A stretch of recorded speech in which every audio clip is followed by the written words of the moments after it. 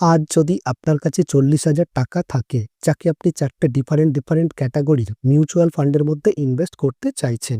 এখন এই mutual fund কোন 4 টি ডিফারেন্ট ক্যাটেগরি হতে পারে? হতে পারে একটি লার্জ ক্যাপ মিউচুয়াল ফান্ড হোক, হতে পারে একটি মিড ক্যাপ মিউচুয়াল ফান্ড হোক, একটি স্মল ক্যাপ এবং একটি ফ্লেক্সি ক্যাপ ফান্ড হোক। এবার এটি এক্সাক্টলি কোন মিউচুয়াল ফান্ড, কি তাদের নাম, তার ব্যাপারে আজকের ভিডিওতে আমরা কথা বলবো না। আমরা এখানে শুধু ক্যাটাগরির কথা বলবো। তো এবার এই 40,000 টাকাকে যদি আপনি 4 টি ডিফারেন্ট মিউচুয়াল ফান্ডের মধ্যে ইনভেস্ট করতে চান, তাহলে আপনি তাকে কিভাবে ইনভেস্ট করবেন? মোস্ট অফ দ্য বিগিনার্স ইনভেস্টারদের আনসার খুবই সিম্পল এবং সহজ হবে। ভাই, আমার কাছে 40,000 টাকা আছে আর 4 টি মিউচুয়াল ফান্ডে আমি আমার টাকাকে ইনভেস্ট করতে চাই। তো একটি মিউচুয়াল ফান্ডে আমি 10,000 টাকা করে ইনভেস্ট করে দেব। এতে সমস্যা কি রয়েছে? তো আপনি যদি এটা মনে করেন, তাহলে এটা জরুরি হলো যে আপনি সঠিক ক্যাটাগরিতে সঠিক অ্যামাউন্টকে ইনভেস্ট করা জানুন। কারণ প্রত্যেকটি ক্যাটাগরি আলাদা হয়ে থাকে। এছাড়া প্রত্যেকটি ক্যাটাগরির যে মার্কেট বিহেভিয়ার হয়ে থাকে তা ডিফারেন্ট হয়ে থাকে। প্রত্যেকটি ক্যাটাগরির রিস্ক ডিফারেন্ট হয়ে থাকে, এনাদের রিটার্ন আলাদা হয়ে থাকে। তো দেখুন, এত কিছু জিনিস যদি ডিফারেন্ট হয়ে থাকে, তাহলে এর মধ্যে যে অ্যামাউন্ট আপনি ইনভেস্ট করছেন, সেই অ্যামাউন্ট কিভাবে সেম হতে পারে? তাই আপনি যদি পেতে চান বেটার রিটার্নস এবং এর সাথে সাথে পেতে চান বেটার রিস্ক টু রিওয়ার্ড, তো আসুন একটু এই ক্যাটাগরিকে সঠিকভাবে বুঝে নিই এবং কোন ক্যাটাগরিতে আপনার কত অ্যামাউন্ট অ্যালোকেট করা উচিত তাও আমরা দেখে নেব। আর আপনি যদি এই চ্যানেলে প্রথমবার আসেন, তাহলে চ্যানেলকে সাবস্ক্রাইব করতে ভুলবেন না। তো মিউচুয়াল ফান্ডের কোন ক্যাটাগরিতে আপনার কত টাকা ইনভেস্ট করা উচিত, তা আমার জন্য দুটি ডিফারেন্ট ফ্যাক্টরের উপর ডিপেন্ড করে থাকে। যার মধ্যে সবার প্রথম ফ্যাক্টর আছে ইনভেস্টমেন্ট হরাইজন, অর্থাৎ আপনি আপনার টাকা কত লম্বা সময়ের জন্য ইনভেস্ট করতে চাইছেন। আর দ্বিতীয় এসে থাকে রিস্ক ফ্যাক্টর, অর্থাৎ আপনি আপনার ইনভেস্টেড টাকার উপর কতটা রিস্ক নিতে পারবেন, ডিপেন্ডিং আপন ইওর ইনভেস্টমেন্ট হরাইজন। দেখুন, মিউচুয়াল ফান্ডের মধ্যে তো এমনিতেই অনেক ক্যাটাগরি হয়ে থাকে, কিন্তু আজকের ভিডিওতে আমি মেনলি 5টি ডিফারেন্ট ক্যাটাগরির কথা বলবো, যেখানে মোস্টলি ইনভেস্টার তাদের টাকাকে ইনভেস্ট করে থাকেন। সবার প্রথমে ক্যাটাগরি এসে থাকে হাইব্রিড অথবা ব্যালেন্স অ্যাডভান্টেজ ফান্ডস, তারপর এসে থাকে লার্জ ক্যাপ ফান্ডস, তারপর আসে mid cap funds, small cap funds, finally আমাদের কাছে আসে মাল্টি ক্যাপ অথবা ফ্লেক্সি ক্যাপ ফান্ডস।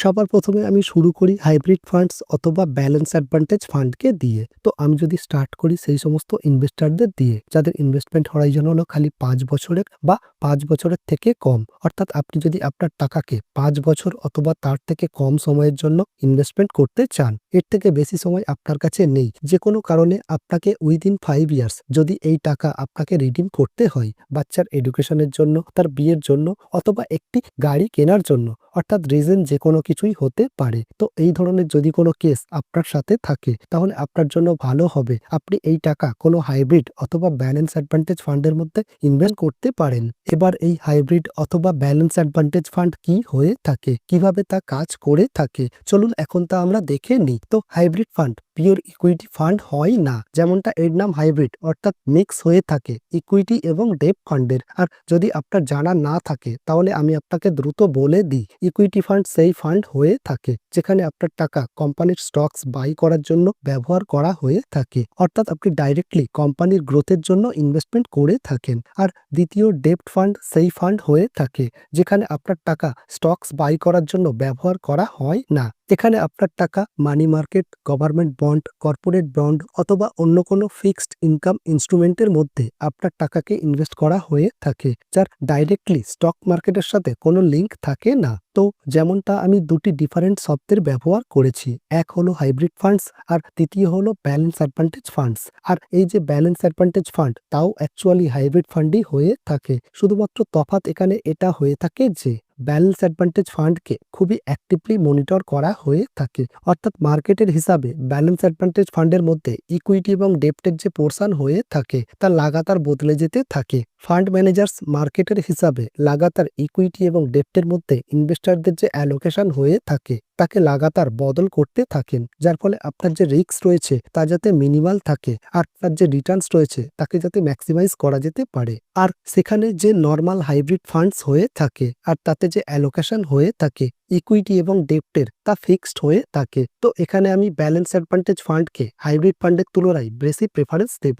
আর যদি আমি কথা বলি হাইব্রিড অথবা ব্যালেন্স অ্যাডভান্টেজ ফান্ডের রিস্ক ফ্যাক্টরের, তো যদি আপনার ইনভেস্টমেন্ট হরাইজন ছোট হয় 5 বছরের কম হয় তাহলে এখানে আপনি ফায়দা এটা পান, যেমনটা আমি আপনাকে বলেছি যে এখানে ইনভেস্টরদের যে রিস্ক হয়ে থাকে তা কম হয়ে থাকে। তো ইভেন এমন শর্ট টার্ম ডিউরেশনের মধ্যেও আপনি আপনার ইনভেস্টমেন্টকে এখানে করতে পারেন, না বেশি টেনশন নিয়ে, না বেশি স্ট্রেস নিয়ে। আর আপনি এখান থেকে অনেক বেশি স্টেবল এবং পজিটিভ রিটার্ন পাবার করতে পারেন। আর যদি আমি কথা বলি হাইব্রিড অথবা ব্যালেন্স অ্যাডভান্টেজ ফান্ডের থেকে পাওয়া রিটার্নসের, তো যেমনটা আর কি পাস্টে দেখা গিয়েছে যে কোনো সঠিক ব্যালেন্স অ্যাডভান্টেজ ফান্ডে আপনি 9 থেকে 11% পোস্ট ট্যাক্স রিটার্ন পাওয়ার আশা রাখতে পারেন। আর ইভেন যে টপ হাইব্রিড ফান্ড রয়েছে তারা তাদের ইনভেস্টরদের 12 থেকে 13% রিটার্নও জেনারেট করে দিয়েছে in a period of 4 to 5 years. তো 4 থেকে 5 বছরের ডিউরেশনে আপনি প্রায় 9% থেকে 11% বা 12% পর্যন্ত রিটার্ন পাওয়ার আশা রাখতে পারেন, যা কিনা আচ্ছা খাসা রিটার্ন হয়ে থাকে। চলুন এবার আমি কথা বলি হাইব্রিড ফান্ডের মধ্যে পোর্টফোলিও অ্যালোকেশনের। তো যেমনটা আমি আপনাকে বলেছি, যদি আপনার টাইম হরাইজন ছোট হয়, 4-5 বছরের হয়, আর এর সাথে সাথে মার্কেটকে নিয়ে যদি আপনার ডাউট থাকে যে মার্কেট কেমন পারফর্ম করবে, তো এখানে আপনাকে বেশি ভাববার দরকার নেই। আপনাকে আপনার পোর্টফোলিওর যে ম্যাক্সিমাম অ্যালোকেশন রয়েছে তাকে কোনো ব্যালেন্স অ্যাডভান্টেজ ফান্ডের মধ্যে করে রাখা উচিত, কারণ অবভিয়াসলি কোনো ইনভেস্টারই চাইবে না এই ডিউরেশনে তার কোনো লস হোক। তো এক্সাম্পলের জন্য যদি আপনার কাছে 10,000 টাকা থাকে ইনভেস্ট করার জন্য, তাহলে এই 10,000 টাকা থেকে আপনি 7,000 টাকা বা ইভেন 8,000 টাকাও কোনো ব্যালেন্স অ্যাডভান্টেজ ফান্ডের মধ্যে ইনভেস্ট করতে পারেন। বাকি টাকা আপনি দ্বিতীয় অন্য কোনো ক্যাটাগরির মধ্যে ইনভেস্ট করতে পারেন। পরবর্তী ক্যাটাগরি আমাদের কাছে এসে থাকে লার্জ ক্যাপ ফান্ডের। আর যে লার্জ ক্যাপ ফান্ড হয়ে থাকে তা পিওর ইকুইটি ফান্ড হয়ে থাকে, অর্থাৎ আপনার যে টাকা হয়ে থাকে তা ডিফারেন্ট কোম্পানির স্টকসকে বাই করার জন্য ব্যবহার করা হয়ে থাকে। তো যে লার্জ ক্যাপ ফান্ডস হয়ে থাকে তা হাইব্রিড এবং ব্যালেন্স অ্যাডভান্টেজ ফান্ডের থেকে কিছুটা এক্সট্রা রিস্ক ক্যারি করে থাকে।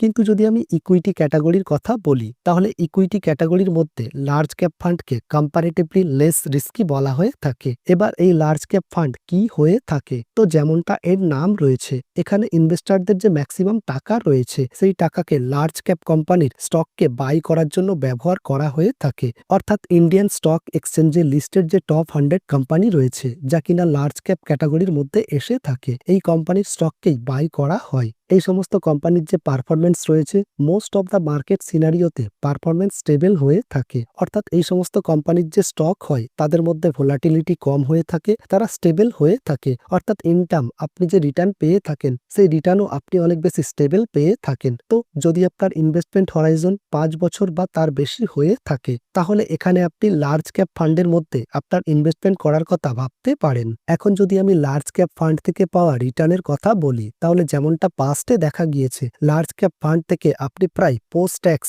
11 থেকে 12% রিটার্ন পাওয়ার আশা রাখতে পারেন ইন লং টার্ম। এখানে গ্রোথ কিছুটা স্লো হয়ে থাকে কিন্তু স্টেডি গ্রোথ হয়ে থাকে। এর মাঝে মার্কেটের মধ্যে যদি কোনো খুব ভালো উছাল দেখতে পাওয়া যায়, খুব ভালো গ্রোথ দেখতে পাওয়া যায়, তাহলে এখানে আপনার যে রিটার্ন রয়েছে তা আরো 2-3% বাড়তে পারে। তো বেশিরভাগ ইনভেস্টর, ইভেন যে কনজারভেটিভ ইনভেস্টর হয়ে থাকে, এই সমস্ত লোক লার্জ ক্যাপ ফান্ডের মধ্যে নিজেদের টাকাকে ইনভেস্ট করতে বেশি পছন্দ করেন।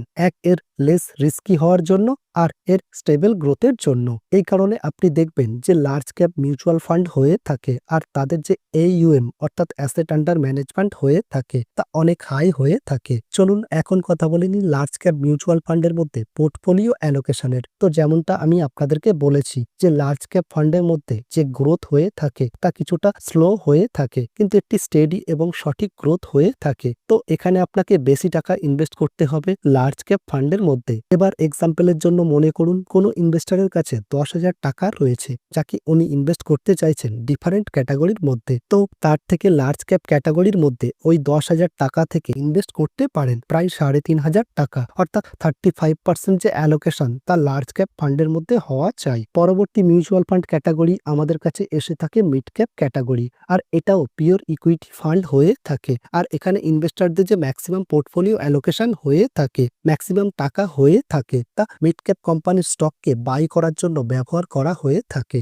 এবার এই মিড ক্যাপ কোম্পানি কোনগুলি হয়ে থাকে? মিড ক্যাপ কোম্পানিজ অর্থাৎ ইন্ডিয়ান স্টক এক্সচেঞ্জে লিস্টেড 101 র্যাঙ্ক থেকে শুরু করে 250 র্যাঙ্ক পর্যন্ত যে কোম্পানি হয়ে থাকে তাদেরকে মিড ক্যাপ কোম্পানিজ বলা হয়ে থাকে। তো মিড ক্যাপ মিউচুয়াল ফান্ডের মধ্যে ইনভেস্টরদের সমস্ত টাকা শুধুমাত্র মিড ক্যাপ কোম্পানিতেই যায় না, most of the money mid cap কোম্পানিতে গিয়ে থাকে, কিন্তু বাকি যে অ্যালোকেশন হয়ে থাকে তা লার্জ ক্যাপ এবং স্মল ক্যাপ কোম্পানির মধ্যেও হয়ে থাকে। মিড ক্যাপের মধ্যে যদি আমি রিস্কের কথা বলি তাহলে এখানে ভেরি হাই রিস্ক হয়ে থাকে। তো যদি আপনার ইনভেস্টমেন্ট হরাইজন 8 বছর বা তার বেশি হয়ে থাকে তাহলে আপনি মিড ক্যাপ মিউচুয়াল ফান্ডের মধ্যে আপনার ইনভেস্টমেন্ট করার কথা চিন্তা ভাবনা করতে পারেন, কারণ যে এত লম্বা ডিউরেশন হয়ে থাকে আর এত লম্বা ডিউরেশনের মধ্যে মার্কেটের মধ্যে যে উতার চড়াও আসবে, যা কিছু প্রফিট এবং লসেস আপনি আপনার পোর্টফোলিওর মধ্যে দেখতে পান, সেই প্রফিট এবং লসেস যে রয়েছে তা লাগাতার ব্যালেন্স হতে থাকে, কারণ যে মিড ক্যাপ ক্যাটাগরি রয়েছে তাকে লার্জ ক্যাপ ক্যাটাগরির তুলনায় বেশি ভোলাটাইল মনে করা হয়। এখানে মার্কেটের উতার চড়াবের ফলে আপনার পোর্টফোলিওতে অনেক বেশি ইম্প্যাক্ট পড়তে পারে। তো মিড ক্যাপ ক্যাটাগরির মধ্যে আপনি লম্বা ডিউরেশনের জন্য যদি আপনার ইনভেস্টমেন্ট করেন তাহলে অ্যাট দ্য এন্ড আপনি আপনার মুখের উপর একটি ভালো চওড়া হাসি রাখতে পারবেন এখান থেকে পাওয়া রিটার্নের কারণে। মিড ক্যাপ ক্যাটাগরি থেকে পাওয়া রিটার্নের কথা যদি আমি বলি তো যেমনটা দেখা গিয়েছে পাস্টে যে কোনো মার্কেট সিনারিওতে মিড ক্যাপের মধ্যে আপনি 12 থেকে 14% রিটার্ন পাবার এক্সপেকটেশন রাখতে পারেন। আর যদি আমি কথা বলি মিড ক্যাপ মিউচুয়াল ফান্ডের মধ্যে পোর্টফোলিও অ্যালোকেশনের, তো যেমনটা আমি আপনাকে বলেছি যে মিড ক্যাপ মিউচুয়াল ফান্ড অনেক বেশি ভোলাটাইল হয়ে থাকে compare to large cap funds. এখানে মিড ক্যাপের মধ্যে আপনার যে রিস্ক হয়ে থাকে তা কম্পেয়ার টু লার্জ ক্যাপ ফান্ডের থেকে বেশি হয়ে থাকে, কিন্তু ইন দি এন্ড আপনি যে রিটার্ন পেয়ে থাকেন তা লার্জ ক্যাপ মিউচুয়াল ফান্ডের থেকে বেশি পেয়ে থাকেন। তো আপনি যদি সঠিক রিস্কে সঠিক রিটার্ন জেনারেট করতে চান তাহলে এখানে আপনার যে অ্যালোকেশন রয়েছে তা লার্জ ক্যাপ ফান্ডের তুলনায় কিছুটা কম রাখতে হবে, যার ফলে আপনার যে রিস্ক রয়েছে তাও যাতে সঠিকভাবে মেনটেন্ড হয় আর বদলে আপনি রিটার্নও যাতে সঠিক পান। তো আবারও এক্সাম্পল, যদি কোনো ইনভেস্টরের কাছে যদি 10,000 টাকা থাকে তাহলে এই 10,000 টাকা থেকে 2,500 টাকা আপনি কোনো মিড ক্যাপ মিউচুয়াল ফান্ডের মধ্যে ইনভেস্ট করতে পারেন, অর্থাৎ 25% অফ পোর্টফোলিও অ্যালোকেশন আপনি মিড ক্যাপের মধ্যে করতে পারেন। পরবর্তী ক্যাটাগরি আমাদের কাছে এসে থাকে স্মল ক্যাপ ফান্ডের। তো small cap funds equity mutual ফান্ডের আরও একটি ক্যাটাগরি, যেখানে ইনভেস্টরদের যে টাকা তা মেনলি স্মল ক্যাপ কোম্পানির স্টককে বাই করার জন্য ব্যবহার করা হয়ে থাকে। স্মল ক্যাপ কোম্পানি সেই সমস্ত কোম্পানি হয়ে থাকে যা কিনা ইন্ডিয়ান স্টক এক্সচেঞ্জে নিজের মার্কেট ক্যাপিটালাইজেশনের হিসাবে 251 র্যাঙ্কের পরে যে সমস্ত কোম্পানি হয়ে থাকে। তো স্মল ক্যাপ মিউচুয়াল ফান্ডে এগেন যে ইনভেস্টরদের পয়সা রয়েছে, অ্যালোকেশন রয়েছে, তা শুধু এবং শুধু স্মল ক্যাপের মধ্যে রাখা হয় না। এখানে ইনভেস্টরদের যে টাকা তার রিস্ককে ব্যালেন্স করার জন্য, রিস্ককে কিছুটা কম করার জন্য লার্জ ক্যাপ এবং মিড ক্যাপের মধ্যেও অ্যালোকেটেড করা হয়ে থাকে। রিস্কের কথা যদি আমি বলি তাহলে রিস্ক এখানে ভেরি হাই হয়ে থাকে। স্মল ক্যাপ ক্যাটাগরির যে রিস্ক হয়ে থাকে তা যে কোনো ক্যাটাগরির থেকে সব থেকে বেশি হাই রিস্ক মানা হয়ে থাকে। তো যদি আপনার ইনভেস্টমেন্ট হরাইজন 10 বছর বা তার থেকে বেশি হয়ে থাকে তাহলে এখানে আপনি স্মল ক্যাপ মিউচুয়াল ফান্ডের মধ্যে ইনভেস্টমেন্ট করার কথা ভাবতে পারেন। স্মল ক্যাপের মধ্যে ইনভেস্টররা 5 বছর বা 7 বছরের জন্য ইনভেস্টমেন্ট করে থাকেন, কিন্তু এগেন কথা এখানে এটা এসে যায় যে কিন্তু এখানে আপনার যে রিস্ক রয়েছে, ইনভেস্টমেন্ট হরাইজন আপনার যত কম হয়ে থাকে রিস্ক আপনার ততটা বেশি ইনক্রিজ করে যাবে।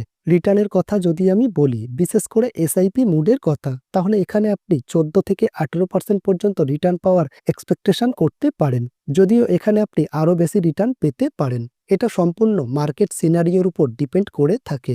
এখন যদি আমি কথা বলি স্মল ক্যাপের মধ্যে পোর্টফোলিও অ্যালোকেশনের, তাহলে আমার মনে হয় আপনারা এতক্ষণে আন্দাজ করে ফেলেছেন। কারণ কি? কারণ স্মল ক্যাপ ফান্ড যে হয়ে থাকে তা অনেক বেশি রিস্কি হয়ে থাকে, মিড ক্যাপ ফান্ডের থেকেও অনেক বেশি রিস্কি হয়ে থাকে। তো এখানে আপনার যে অ্যালোকেশন রয়েছে তা মিড ক্যাপের থেকে কমই রাখতে হবে আপনার রিস্ককে এখানে সঠিকভাবে ব্যালেন্স করার জন্য। তো আবারও এক্সাম্পলের জন্য, যদি আপনার কাছে ইনভেস্টমেন্ট করার জন্য রয়েছে 10,000 টাকা, যাকে আপনি 4টি ডিফারেন্ট ক্যাটাগরিতে ইনভেস্ট করতে চান, তো এখানে আপনি স্মল ক্যাপের মধ্যে ইনভেস্টমেন্ট করতে পারেন 1,500 টাকা, অথবা আমি বলতে পারি 15% অথবা ম্যাক্সিমাম 20% পর্যন্ত ইনভেস্টমেন্ট আপনি করতে পারেন, যদি আপনার যে রিস্ক টলারেন্স রয়েছে তা যদি কিছুটা হাই হয়ে থাকে। পরবর্তী ক্যাটাগরি আমাদের কাছে এসে থাকে মাল্টি ক্যাপ অথবা ফ্লেক্সি ক্যাপ মিউচুয়াল ফান্ডের। তো আমি এখানে দুটোকে কম্বাইন্ড করে কথা বলবো। তো মাল্টি ক্যাপ এবং ফ্লেক্সি ক্যাপ মিউচুয়াল ফান্ডসকে আপনি একরকম ভাবে মকটেল ভাবতে পারেন, ডিফারেন্স ফ্লেভারের। এখানে আপনি লার্জ ক্যাপ পাবেন, মিড ক্যাপও পাবেন, স্মল ক্যাপও পাবেন। তো এখানে আপনি একটি ভালো ব্যালেন্স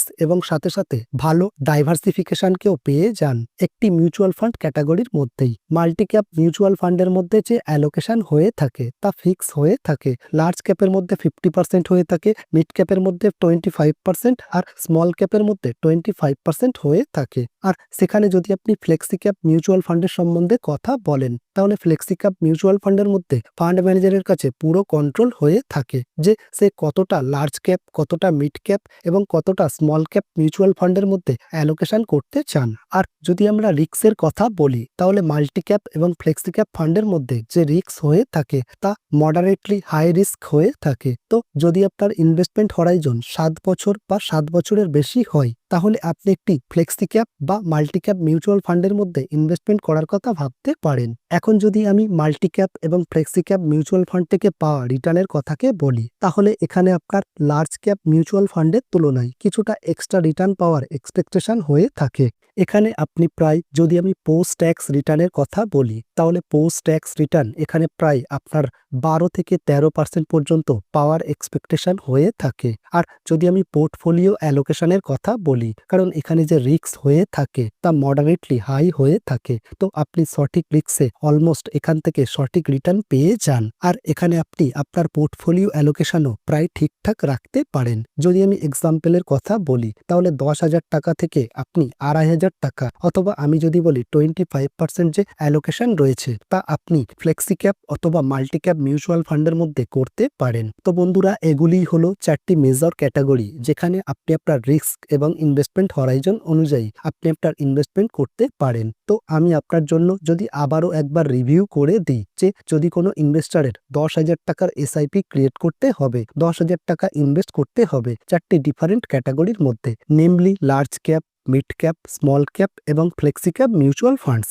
তো 10,000 টাকা থেকে আপনি লার্জ ক্যাপের মধ্যে ইনভেস্ট করতে পারেন 3,500 টাকা, মিড ক্যাপের মধ্যে ইনভেস্ট করতে পারেন 2,500 টাকা, স্মল ক্যাপের মধ্যে আপনি ইনভেস্ট করতে পারেন 1,500 টাকা, আর ফ্লেক্সি ক্যাপ মিউচুয়াল ফান্ডের মধ্যে আপনি করতে পারেন 2,500 টাকা, অর্থাৎ 25%-এর। তো এইভাবে আপনি আপনার পোর্টফোলিওর অ্যালোকেশন করতে পারেন। এটা কোনো হার্ড অ্যান্ড ফাস্ট রুল নয় যে আপনাকে এইভাবেই অ্যালোকেশন করতে হবে। এটা ইনভেস্টার টু ইনভেস্টার, ওনাদের টাইম হরাইজন এবং ওনাদের রিস্ক অ্যাপিটাইটের উপর ডিপেন্ড করে থাকে। বাট হ্যাঁ, মোস্ট অব দ্য ইনভেস্টারদের জন্য এটা হলো কিছু সাজেস্টেড ভ্যালুজ। আর এটাও জরুরি নয় যে এখানে আপনাকে এই 4টি ডিফারেন্ট ক্যাটাগরির মিউচুয়াল ফান্ডের মধ্যে ইনভেস্টমেন্ট করতেই হবে। আপনি একেও আপনার হিসাবে চেঞ্জ করতে পারেন। আপনি শুধুমাত্র লার্জ ক্যাপের মধ্যেও ইনভেস্টমেন্ট করতে পারেন, আপনি শুধুমাত্র ফ্লেক্সি ক্যাপের মধ্যেও ইনভেস্টমেন্ট করতে পারেন। বাট আবারও সেই একই কথা, তো যেমনটা দেখা গিয়েছে মোস্ট অফ দ্য ইনভেস্টার 4টি ডিফারেন্ট ক্যাটাগরির মধ্যে নিজেদের ইনভেস্টমেন্ট করতে পছন্দ